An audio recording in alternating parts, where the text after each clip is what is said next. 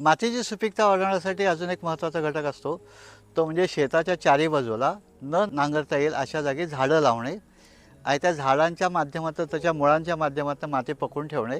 झाडांची पानं पडणारी सुकणारी सुकलेली काड्या पडणाऱ्या आहेत मेलेल्या त्या सगळ्या जागेवर कुजल्या पाहिजेत.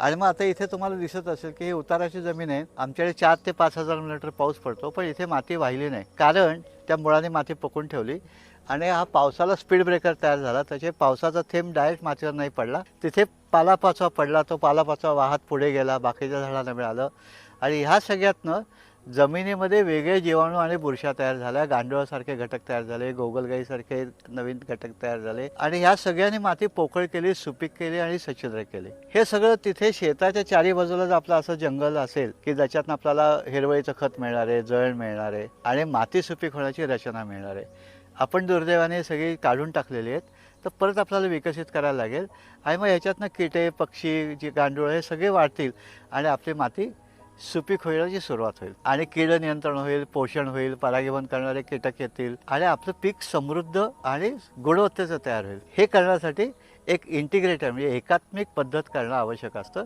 त्यातली ही पद्धत चारी बाजूला झाडं लावणे, त्याला आपण एक म्हणू शकतो जैविक बाग. हे असं केलं तर आपली माती सुपीक व्हायला आपोआप सुरुवात होते, आपण काही न करता.